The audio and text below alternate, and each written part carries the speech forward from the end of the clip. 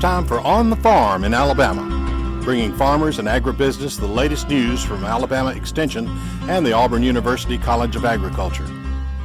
Now here's your host, Alabama Extension Regional Agent, Eddie McGriff.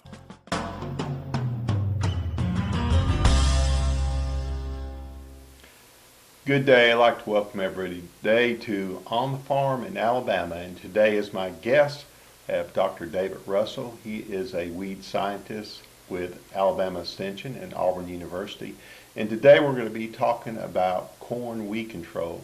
Right now we're planting corn, but there's a lot of concerns as farmers have with corn. One that we have early is ryegrass, David, and you've just got a call today on ryegrass control in corn. Can you give us the lowdown on what farmers need to be doing as far as ryegrass on corn? Yeah, it seems every year that Italian ryegrass is still a big concern. Despite what we tell a lot of grower groups every year, we want to get fields clean really early. We still run into some escapes whenever we get ready to plant corn, and we know that surviving ryegrass is still a big competitor to emerging corn. So ideally we want those fields clean, but unfortunately we run into issues like weather or just time or labor constraints, farm field conditions where we can't get out there in a timely manner. But yeah, here we are, still April, the second or third, first week in April, and we're still getting ryegrass questions. And so really the options to knock that out the quickest is going to be gramoxone. As we know, that's going to be probably the fastest burn down on this late stage. We're probably entering near reproductive stage of these big established clumps of Italian ryegrass, and so you're going to have to put something with that, like one of our group 5 chemistries, with corn, you're going to have to include atrazine with gramoxone to increase that synergism there for burn down. If it were ahead of soybeans, it would be something like metribuzin, that same type chemistry for a better burn than just gramoxone by itself. Well, one of the things we're looking at now when we're planting, we're looking at our pre-emerge or pre-plant options.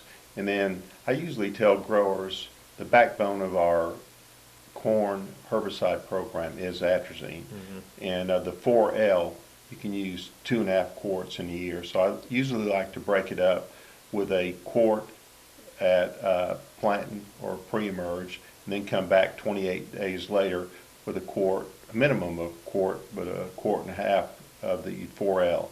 So then we have materials that we put together with that to extend our residual.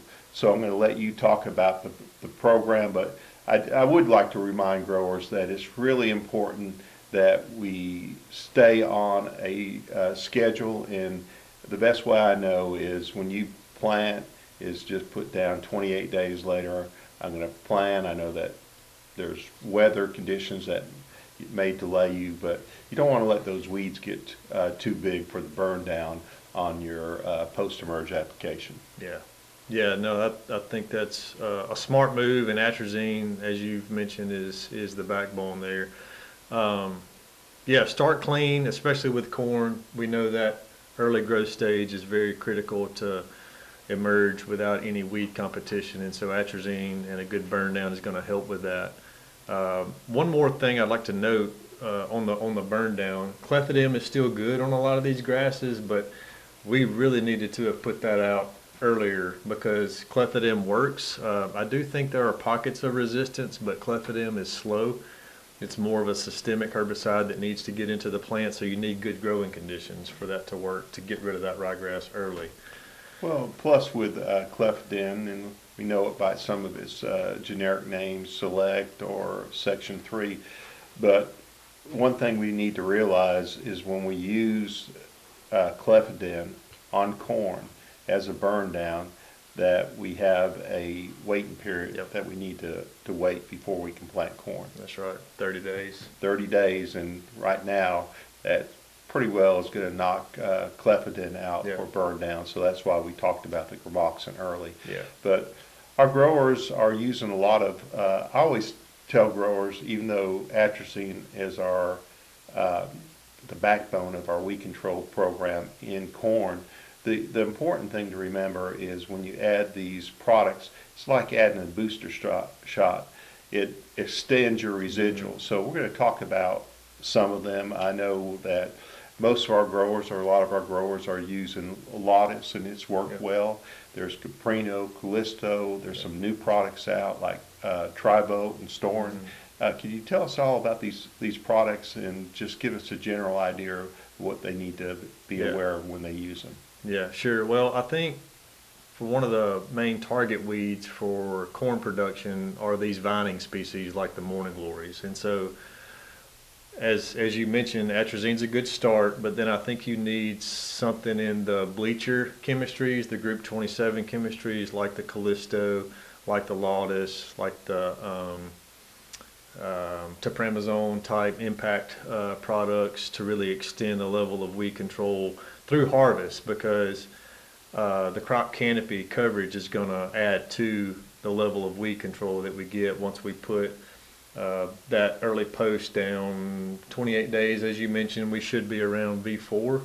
Yes. For a lot of these products like the Halix GT or any of these products that have the mesotrione or timbotrione or tepramazone type chemistries in them, which are really good for morning glory control, they add a lot of soil residual activity.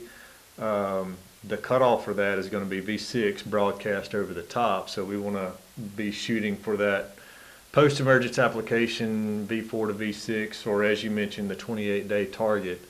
But any of these chemistries at that timing will hopefully, with the addition of Roundup, control what's up and then extend the level of weed control all the way through harvest. And we may see those cornfields pretty clean, but as you begin to dry down toward corn maturity, that canopy opens up, the sunlight starts to reach the soil surface, and then those morning glories start crawling up the stalks and can be a big problem toward harvest. And I think what we found in our research is that some of those premixed products, like you mentioned, at that timing, the Trivolt, the Storin, I don't want to talk specifically about those products because we don't want to favor one over the other, but I think a lot of those premixes do have a lot of those chemistries and provide a lot of synergism for us during that period. Those early applications to extend the level of weed control, but it's still, in my opinion, those group 15s combined with the group 27 bleacher chemistries that really provide the best level of control for that extended, the period of morning glory control. And I keep talking about morning glory. That's really just the main target. It's still going to pick up a lot of those grasses and broadleaf weeds, like some of the grasses, the goose grasses that could be problematic mid-season. But the Trivolt's good, although I would shy away from that on coarse sandier soils. There's too much risk for injury there. I think with the ALS chemistry that's in that premixed product, that's really the concern there with that particular product on coarse soils. And I get the question oftentimes, well, a lot of these premixes have 3 and 4 different active ingredients in one jug, which is a lot.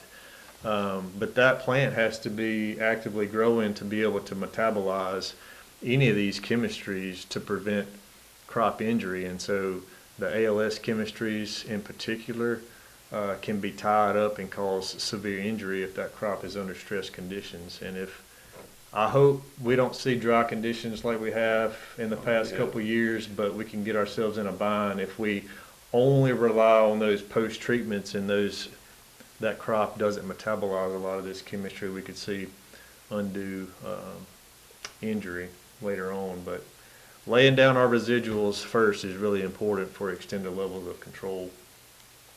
Well, when I say the 28 days, that's a general guideline, but 2 things is you're getting the herbicide out when the weeds are small, and and just about always we're putting a Roundup with it on Yeah. Roundup Ready corn. I know that if you're conventional, don't put Roundup Yeah. on it.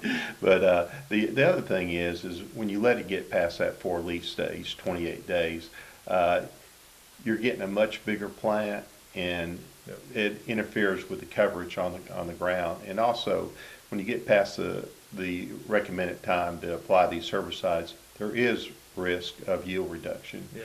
I think our colleague over in Georgia, Dr. Eric Prosco, has shown that when you apply atrazine later than the recommended time, you do get a yield reduction. So there's a lot of reasons we want to be timely with these post-emerge applications.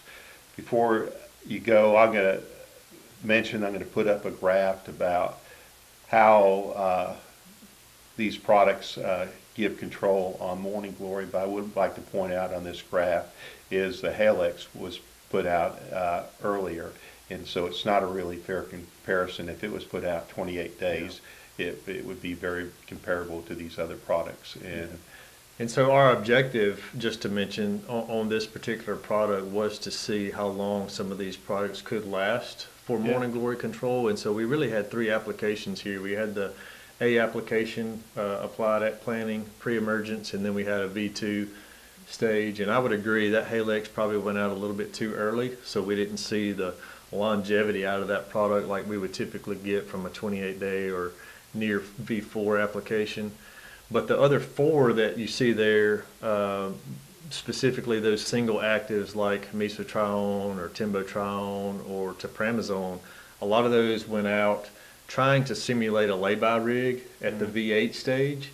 And so what we did was go in with drop nozzles or single nozzles to spray the row middles under that canopy. It wasn't a broadcast spray, so we tried to simulate the best we can on a small scale what those applications would do from a lay-by rig at a later stage. And obviously, spraying later is going to extend the level of control past the point of harvest. And so that was kind of our objective there. And so those products that you see best control from are really from that later stage. And so it stands to reason why if you can delay those post-treatments like Halex GT or some of these other ones before the broadcast over the top cutoffs, then you get better levels of control further into the season. Before I let you go and before we finish this video, I'm going to talk about one other thing, and that is if morning glories do get away from you, and sometimes during dry weather we have the residuals not being activated, and plus we don't get the coverage from the corn. Late at harvest, we do have more drones available, so we're able to spray. I would say that they need to look at the aim if they're at harvest. Yeah, really good desiccant harvest aid, and I think research has shown some of the deposition and coverage work that Dr. Steve Lee has done with some of the drone work. He's shown that rotor wash can really get those droplets down through that canopy for a good coverage on those. So if you get at harvest and you're looking at the best product to use for morning glory desiccation, we look at AIM. But I want to thank David for being with us today on the Farm in Alabama. And remember, if you ate today, you got a farmer to thank.